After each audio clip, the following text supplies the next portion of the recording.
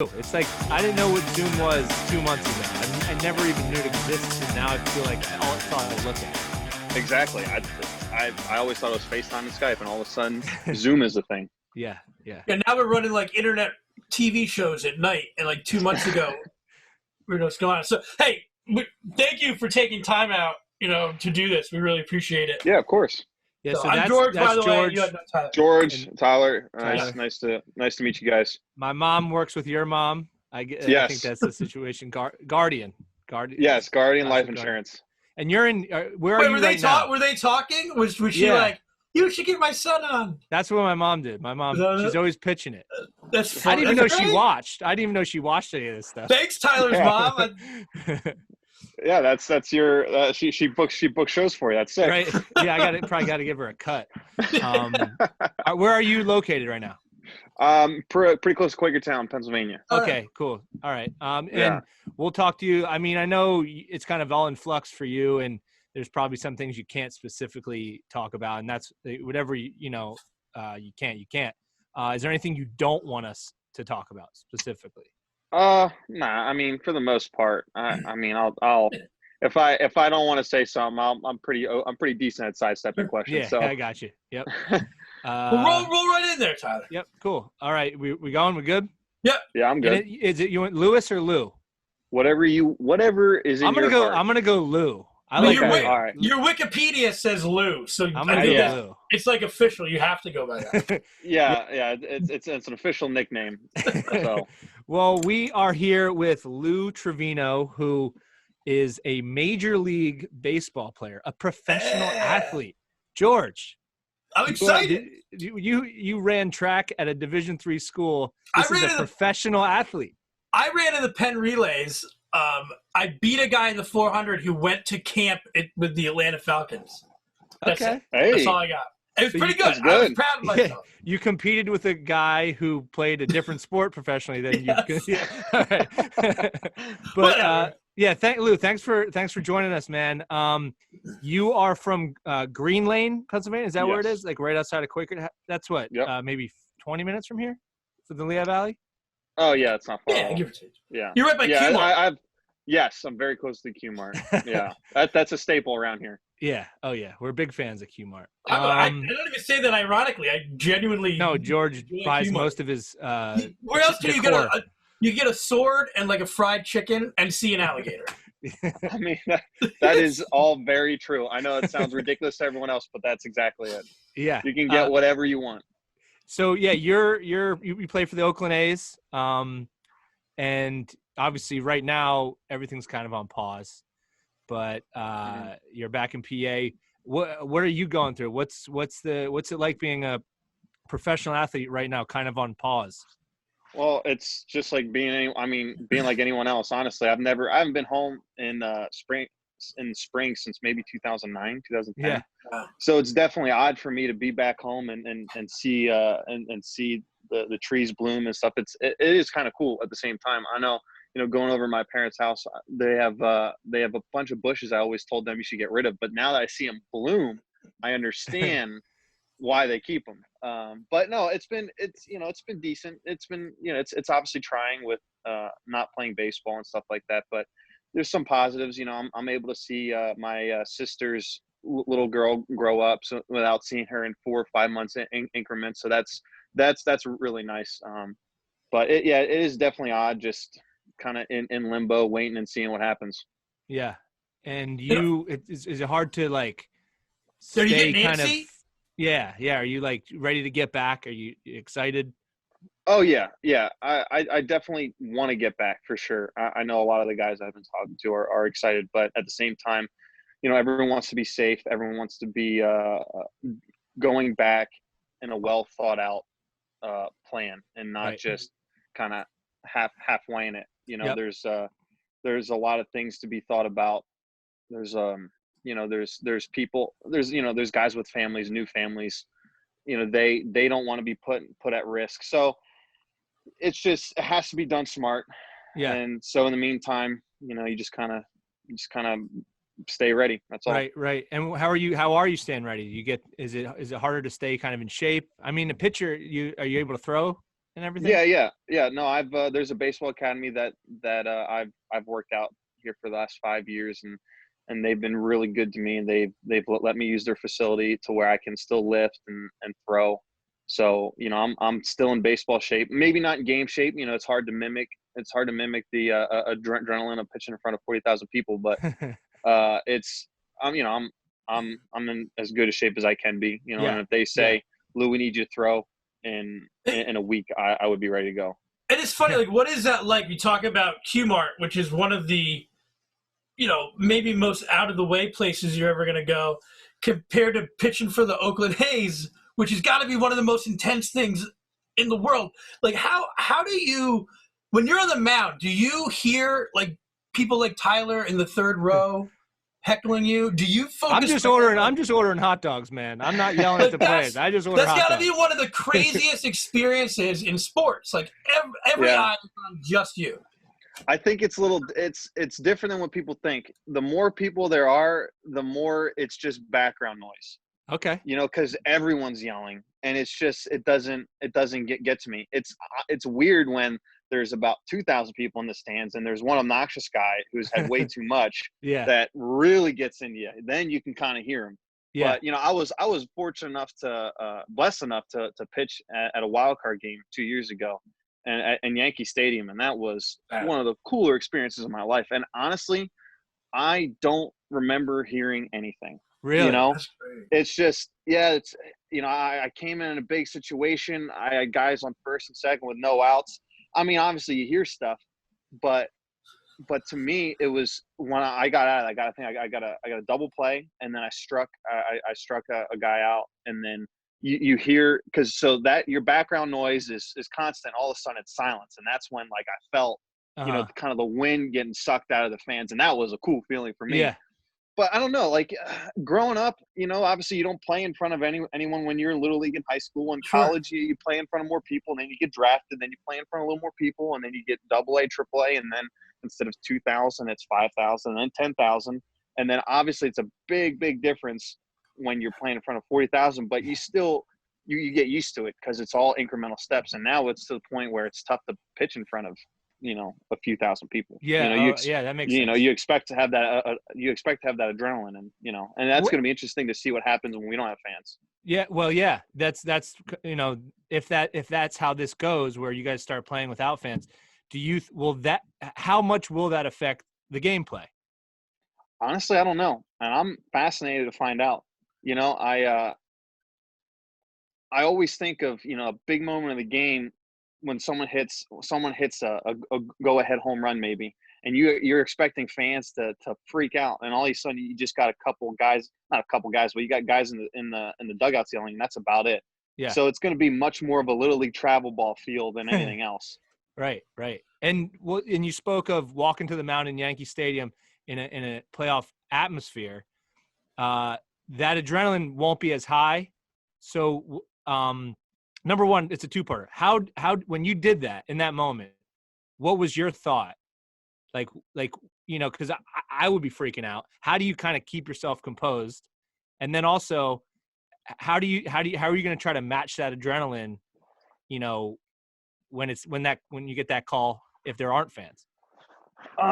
So the first part of the question, I mean, I think it just all depends. Like I don't know. I was freaking out for sure. I remember.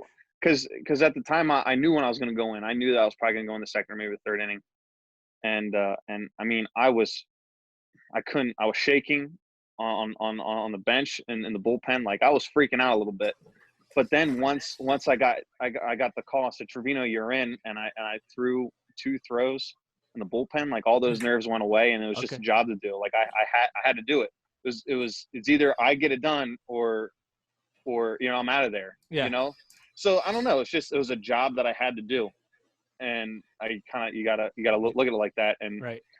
For me, I'm always the most nervous before I throw, but once I'm throwing, I mean, there's no nerves for me. And then with the other part, I don't know. I mean, at the same time, I mean, you are still playing for stats. You are still playing for your career. Right. So at the same time, if you have a trouble, playing because there's only a few people in the stands, well, at the same point, like you're playing for something. You're Right. playing for, potentially a better contract. So there's still going to be motivation to have that adrenaline and to do well. So I just think it's just going to be fascinating to see what happens. That's all. Yeah, exactly. So I have I have a couple friends who are Little League coaches. My daughter is not quite that age yet, but they're bummed. Like, Little League season was canceled.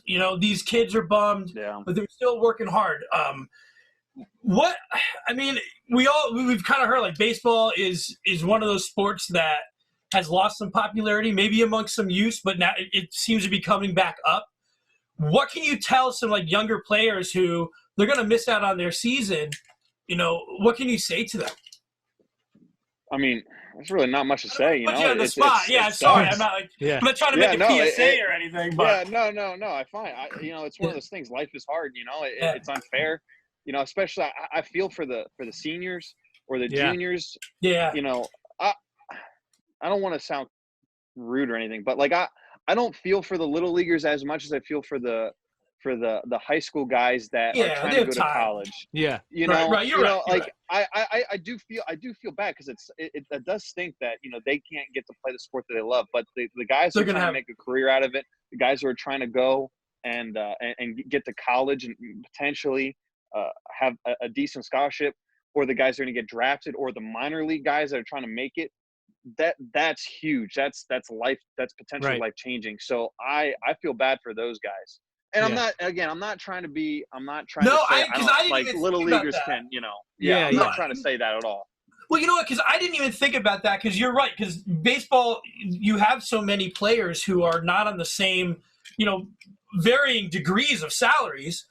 From single A all the way up. So you're 100% correct. It is some of those players who maybe are and even worse spot than a little league player who could play next season. You're right. Even like a high school senior who was playing a sport who has no aspirations to play it in college or professionally. This was the last time they would have to play. Get to play it. Yeah, so, that's hard. That's heartbreaking. Honestly, it's heartbreaking. You think you have that one more chance, to potentially maybe go to states or just to enjoy the sport that you love in a competitive environment, and for due to no fault of your own, it was just taken from you. And it's frustrating. My heart goes out to those guys and girls that can't do what they love to do. It's just it sucks. Yeah, and what is that like? Like, you wake up every day and you love baseball, right? You love to play. And that moment where you found out that you were gonna get to do it. What is that like? And what maybe if a kid is listening right now that has goals, what can you tell them as somebody that's achieved the goal? I think first and foremost, you got to be realistic with your goals. If you're 5'1", 120 pounds and you want to be playing the NBA, that's probably not going to work out well for you. Right. So I think first and foremost, you have to be realistic. And for me growing up, I just always knew that I was going to be a big leaguer. I mean, my sixth grade teacher constantly tells a story every time I see her. Is I remember when you said, I'm going to strike that Philly out when I play him and in the big leagues. So, like, and I probably said that terribly, but anyway, that was, I recall that story awfully, but no, like I would talk about it probably too much when I was a kid. Like, for me, that was always the goal. I went to college not to get a business management degree, but to play on and get drafted. But again, you got to be realistic with yourself. Yeah, for sure. But no, I think for those who are realistic and have that drive, to me, my career has been just a roller coaster. So, growing up, I was always good at the sport, never really worked out, never really had to try, never took nutrition seriously at all. And then I was blessed enough to get recruited to a Division II school, and I did really well there. Again, never really worked hard. I mean, again, if you talk to 2011, 2012 Lou, he would have said, yeah. Are we good? You're good. You're good. I just got an incoming call. But anyway, if you would have talked to that Lou, he would have said, yeah, I work hard. Of course I work out hard. But looking back, I didn't really take anything. I took everything for granted. I just assumed that I was always going to maintain the strength and stuff like that. And if I had any word of advice for any kids out there, like, you got to work hard. And I know that's being used a lot. And sometimes everyone says, yeah, I know you got to work hard, but no, like, not only do you have to work hard, but you have to sacrifice. Yeah. You know, there's, do you want to, instead of going to the gym and getting a lift in, sadly you can't do that right now, but going to the gym, getting a lift in, throwing, and whatever sport it is, whether it's baseball, basketball, football, like, you got to have to sacrifice your not friendships necessarily, but social events, social life, to get where you want to be. Because and again, I'm also not a guy that, like, I love baseball, it's fun for me, but you know what's fun is being better than everyone else. Yeah. Like, and again, I'm not trying to boast or anything like that. I'm just saying, like, my goal is to be better than the hitter that I'm facing all the time. And I have fun when I strike out 3 people in a row. I don't necessarily have fun when I give up 2 home runs and a manager comes out and gives me the ball. That's not fun for me. Fun is winning and doing well. Michael Jordan, like, yeah, you have to, in order to be good, there is that level of cutthroat, you know, exactly. that you kind of, you do it or you don't, and that's just it.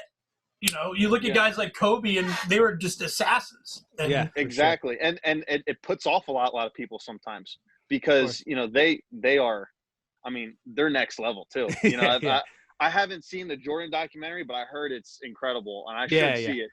But, you know, people look at that and they're like, oh, how can he be like that? Well, he did whatever it took to win. That's why he's a champion.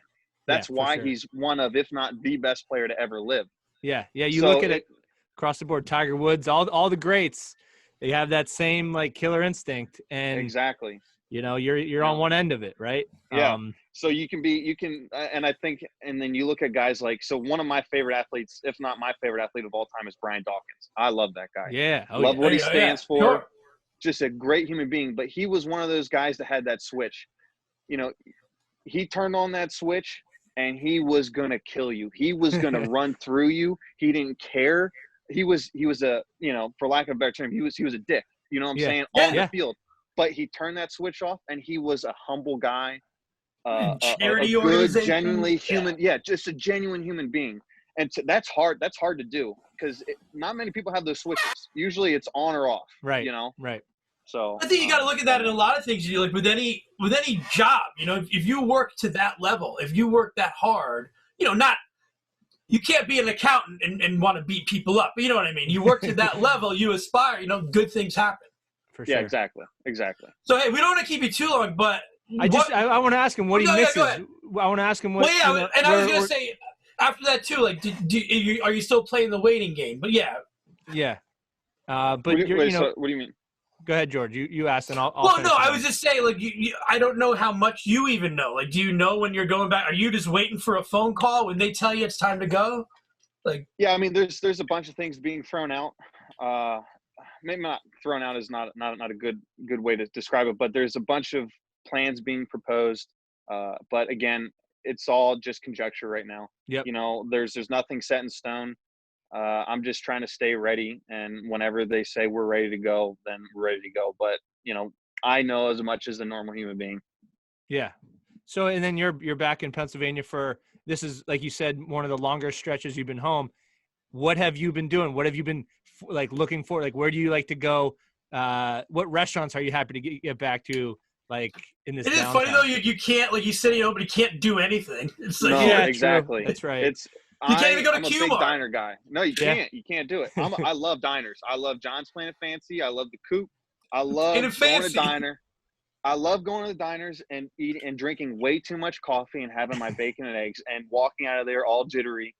That's what I like doing. Having good conversation with friends or family members. I miss going to diner. Yeah. Let me ask you, what about your bacon? What's your bacon choice? We did a poll on our social media, and George, you can't pull it up, can you? Probably not. So if 0 would be like the like flimsy, like the most least cooked bacon right out of the thing. Just not cooked at all. And 6 or 7 would be it's like on fire. Burnt, burnt. It's like hard. Where do you like to go? How I cook my bacon, I like it to be some parts of it are crispy and the other parts are soft. Okay. I don't. 4? Yeah. A 4. Yeah. 4. I'd even defer to a 3. I would sooner have it like undercooked. I don't want to pick it up and it not move. Like I want a little give. Just a little give. A little give. Yeah. That's interesting because I think that's more of the. I don't know. I like mine a little. I'd be more of a 4 and a half. Yeah. It's So instead of putting the strips down individually and then flipping them individually, I just throw it all in a pan. Okay. And some get more crispier than others, but it's not all just burnt. It's like equal opportunity. Exactly. You just see what happens. But it's funny. We do takeout Fridays every Fridays on our live show. You should, if you have time, whatever. I'm sure you're busy, but watch it. Somebody last week did a shout out to John's Plain and Fancy because we were like, is it plain or is it fancy? And so we'll give a shout out. Let's say Lou Trivino was there and he recommends it. Dude, it's great. Great. I mean, look, I love diner food, man. I know people don't like it, but I love breakfast, diner breakfast. Oh, for sure. Well, how do people find you? And we want to first of all thank you for taking some time out and chatting with us. It's always good to see I know like Quakertown. I'm gonna give it Lehigh Valley. I think it's close enough. It depends what day it is. It's always good to see It's always good to see somebody from here, achieving their dreams. And so, and we thank you for coming on. But how can people find you and follow your career? I mean, honestly, I have an Instagram, but I don't remember the last time I posted anything on that thing. I love watching Parks and Rec. I'm the Ron Swanson. I don't really need people. I don't really want everyone knowing where I'm at and doing what I'm doing. Here, I gotta buy a baseball ticket the next time you can go out. Yeah. There you go. Yeah. But I mean, look, I got an Instagram, but you're gonna be hard pressed to find any really exciting things on that. And then and then obviously I play baseball, so if you have that MLB package, check it out. Yeah, exactly. And if the Oakland A's are ever in town, go check a game out. We were supposed to be here. We were supposed to be here in Philly this year. That was exciting. I was so pumped. I know my parents were pumped. Yeah. I had a lot of family and friends going. I go to church in First Baptist in Percy. They had a bus. It was going to be cool, but maybe we had the Goot bus. Mox Goot, the neighborhood bar and restaurant here. We had a Goot bus ready to go. We had to cancel the trip. To the Phillies game. That's right. To the Phillies game. Well, maybe it'll be back. Maybe what? Yeah. We'll ride again. We will ride again. Yeah, at some point. Maybe not as soon as we want, but it'll be back. Cool, man. Lou, thanks so much, man. Yeah, of course, anytime. I enjoyed it. And hey, Tyler, sorry it took so long to get back. Hey. I know my mom told me about this like 3 weeks ago, and I thought, and I don't know. It's fine. My bad for getting back so late. I didn't have anything to do. I just think it's funny that your mom. My schedule's open. I love that your mom's coordinated this. It's just he's a major league baseball player. Tyler's got his show. I love it. It's great. The world's fantastic. Well, good luck, man. If we don't talk to you soon, and good luck when the season starts again. All right. Thank you, guys. Stay safe. Thanks, Lou. All right.